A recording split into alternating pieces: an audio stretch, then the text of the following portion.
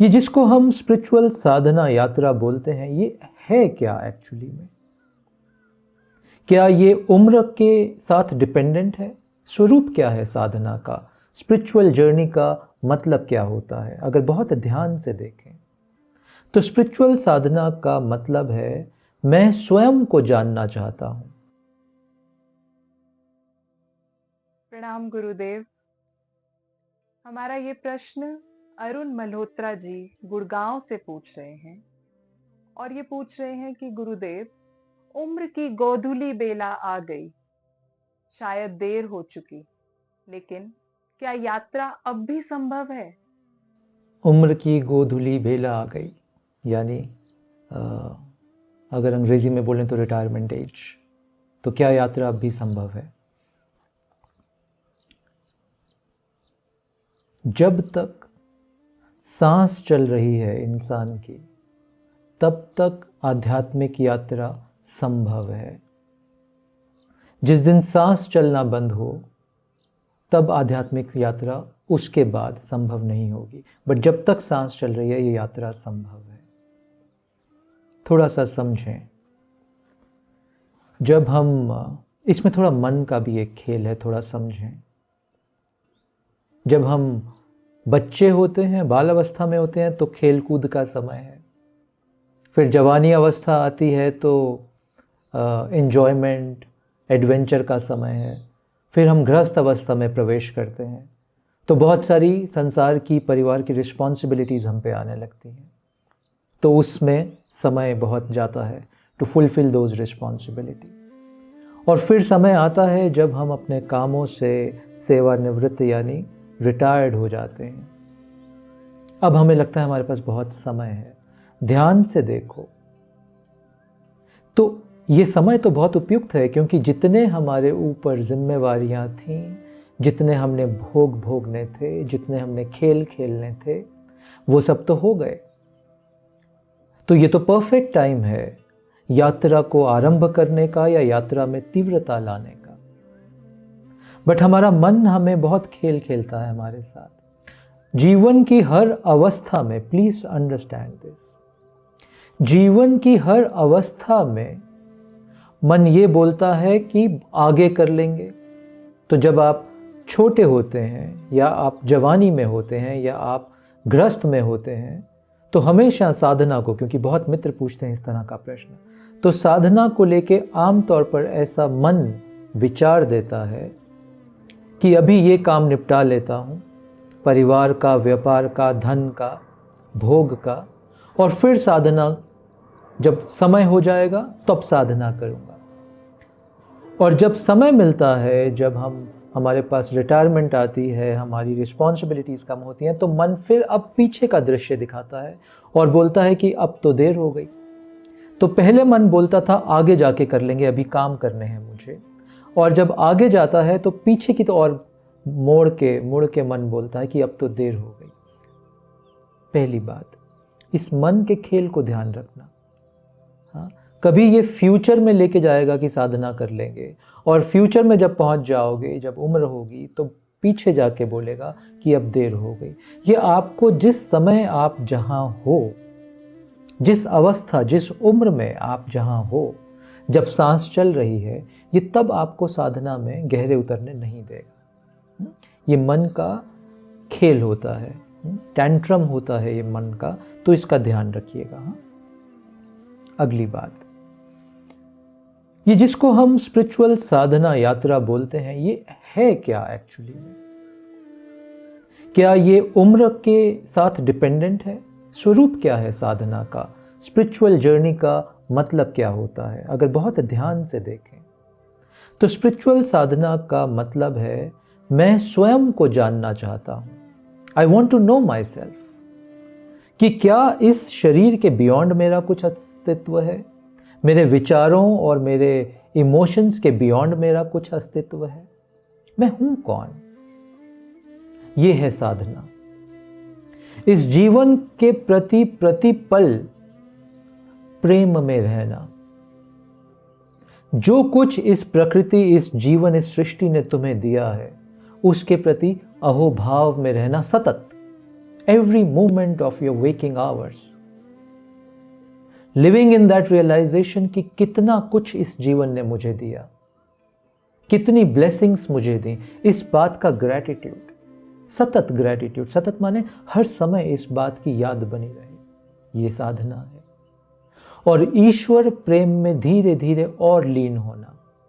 जब मुझे दिखे कि जब पूरा संसार मैं अपने आसपास बुनता हूं, the world that I create around me, जो ये पूरा संसार मैं बुनता हूं, ये तो ट्रांजिएंट है, ये हर चीज प्रतिपल बदल रही है।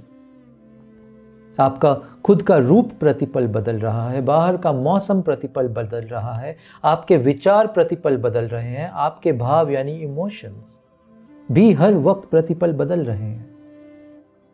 जिस घर में आप पहले रहते थे वो घर बदल गया, आप आज कहीं और रहते हो। जिस व्यापार, जिस जॉब में पहले थे वो बदल गया, आपके बच्चे छोटे थे बड़े हो गए, पहले आपकी बात सुनते थे अब आप उनकी बात सुनते हो। आपके रिश्ते परिवर्तित हो चुके हैं। Everything is constantly changing. तो इस प्रतिपल बदलती हुई जीवन की धारा में कुछ तो होगा जो कभी बदलता नहीं है, जो जैसा था वैसा है और वैसा ही रहेगा सदा। कुछ तो ऐसा होगा। उस कुछ को जान लेना, यही तो साधना है। तो मैं कौन हूं? इस जीवन के चेंजिंग प्रोसेस में क्या है जो कभी नहीं बदलता? सतत ईश्वर प्रेम का भाव बना रहे। मैं धीरे धीरे और ईश्वर के प्रेम में लीन होने लगूं। जितना जीवन ने मुझे दिया है उसके प्रति हर पल मेरे भीतर अहोभाव, ग्रैटिट्यूड का भाव रहे। सुखद भी दुखद भी, जो सब मिला, जो दुखद मिला उसने भी बहुत सिखाया, जो सुखद मिला उसको तो मैंने भोगा भी। यही तो है साधना, और इससे अलग तो साधना कुछ नहीं है। तो अगर ये साधना है, स्वयं की खोज, ईश्वर में लीनता, अपने मैं को धीरे धीरे डिसॉल्व करना, अपने असली अस्तित्व में प्रवेश करके स्थित होना, अगर ये साधना है तो ये किसी उम्र पे तो नहीं डिपेंडेंट। आप देखो अपने भारत का इतिहास उठा के, यहां तो छोटे बच्चे, याद करो आदि शंकराचार्य को, जो 2, 4, 5 साल की उम्र में ही संन्यास लेना चाहते थे।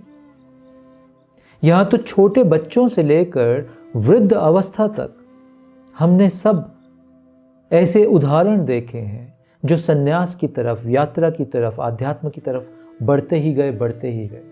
हमने कभी समय को या अपनी उम्र को अपने जीवन की आध्यात्मिक यात्रा में बाधा नहीं बनने दिया। हमने अपनी कभी किसी परिस्थिति को भी बाधा नहीं बनने दिया। तो सूत्र पकड़ो आज का, और सूत्र यह है कि आध्यात्मिक साधना ना वक्त पे डिपेंड करती है, ना आपकी उम्र पे डिपेंड करती है, ना आपकी परिस्थिति पे डिपेंड करती है, ये आपकी प्यास पे डिपेंड करती है। थर्स्ट कितनी है आपके अंदर इस सत्य को जानने की, प्रेम में लीन होने की, अपने गुरु, अपने इष्ट से प्रेम करने की कितनी प्यास है।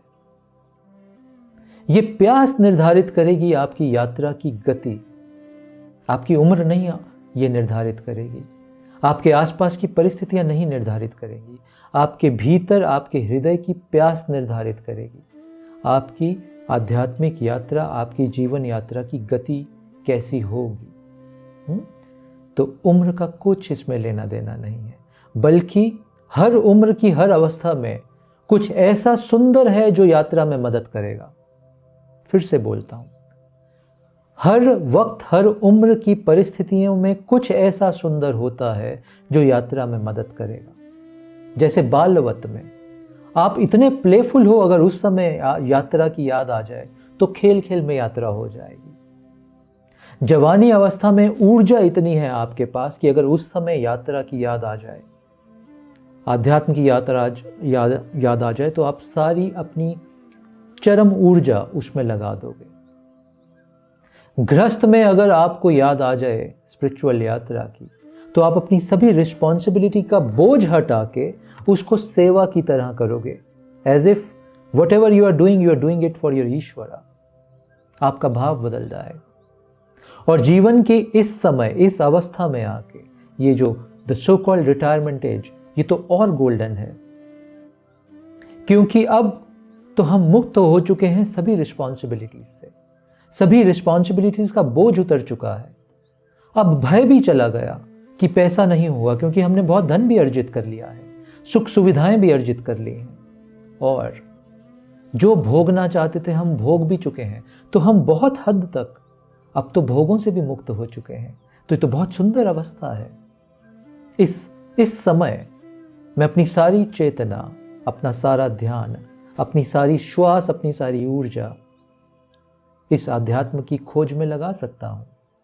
अब तो सब मिल चुका है मुझे, और अब मुझे जीवन के बहुत सारे राज भी समझ में आ चुके हैं। तो this is the perfect time. तो जीवन की हर उम्र, हर परिस्थिति, हर एज में कुछ शुभ है जिसका लाभ उठा के इस यात्रा में आगे बढ़ा जा सकता है। तो ये बहुत शुभ समय है आपके लिए, ये बहुत उपयुक्त समय है आपके लिए इस यात्रा में गहरे उतरने का। अब धीरे धीरे सब चीज़ों से मुक्त होके one pointed attention, one pointed focus में आ जाओ। अब आप जीवन के असल नियम में प्रवेश करो। अब आप जीवन के असल उद्देश्य में प्रवेश करो। एक ऐसा उद्देश्य जिस वजह से ये हमें ह्यूमन इनकारनेशन मिला है। ये ह्यूमन इनकारनेशन सिर्फ अपनी पारिवारिक रिस्पॉन्सिबिलिटीज पूरा करने के लिए नहीं मिला। वो ज़रूरी हैं, वो कर्म ज़रूरी हैं, वो कर्म ज़रूरी हैं, वो कर्म ज़रूरी हैं। और उन कर्मों को अगर हम ईश्वर भाव में सेवा के रूप में करें तो बहुत सुंदर है। बट जीवन का पूरा उद्देश्य सिर्फ वह नहीं है। हमारे जन्म का उद्देश्य कुछ बहुत गहरा है। तो अब मुक्त हो चुके हो, सारा जीवन, सारी ऊर्जा इस उद्देश्य पे लगाओ। ये बहुत सुंदर समय है। आशा करता हूँ ये कुछ चंद बातें आपको यात्रा में प्रेरित करने में मदद करेंगी। धन्यवाद।